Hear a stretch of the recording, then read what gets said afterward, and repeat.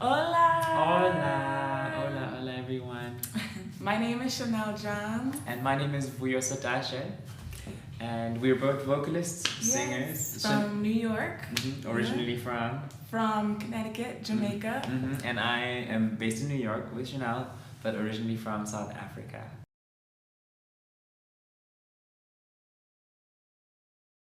So my suggestion, I don't know about you, Vuyo, but of course you have to have the structure, which is the chord changes and the melody, and to be sure it's in the right key for the vocalist. It's very, very important. It's in the right key.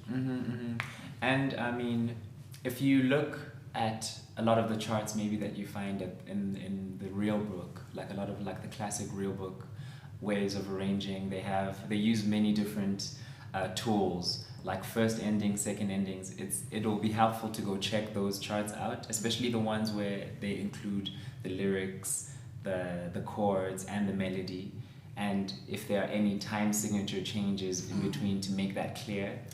Yeah, and it's always helpful, right, when a chart is written with four bar lines. Yes, right, on each line. On Please. each line, yeah, just for clarity, and it really like makes a difference. Yeah. I think it's also important to add, if there is a verse to the song, if you're arranging a cover song, a standard, and there is a verse, you should definitely make the singer aware. If you'd like to add that, have it written out for the singer as well. And also the author, the composer, and lyricist for the song is very important too. Yeah. Put as much information as you can. Yeah. Yes. It's usually helpful for me if it's clear which parts are in it, like, you know, if there's a tenor 1, tenor 2, like to name each of the voices, as well as have a line, perhaps, like have a separate line for each voice, depending on how much movement or like difference or counterpoint, you know, you'd be singing against.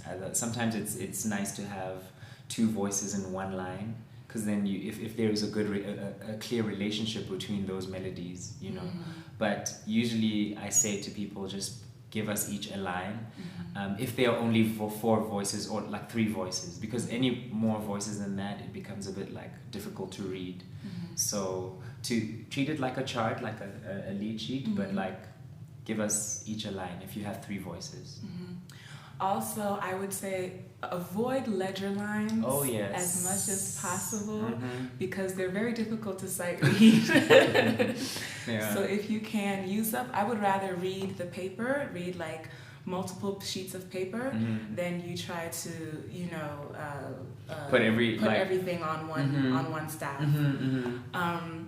There was something else I was going to say. Dynamics, because you don't really you think about that if you're writing for big band or instruments, but for vocal ensemble as well, there's many dynamics. And it's nice just to have an idea of what you want with crescendo, decrescendo, what you would like to happen overall. Yeah, and to go back to what you were saying about ledger lines, it's nice to use, what you call them, different clefs. Right? No, don't ever use the alto clef though. But like make use of the tenor clef, you know, so you're not having like long lines going down there. Right. Like singers are able to sing the bass or read the bass clef too. So give us the bass clef, and so utilize those things. Yeah.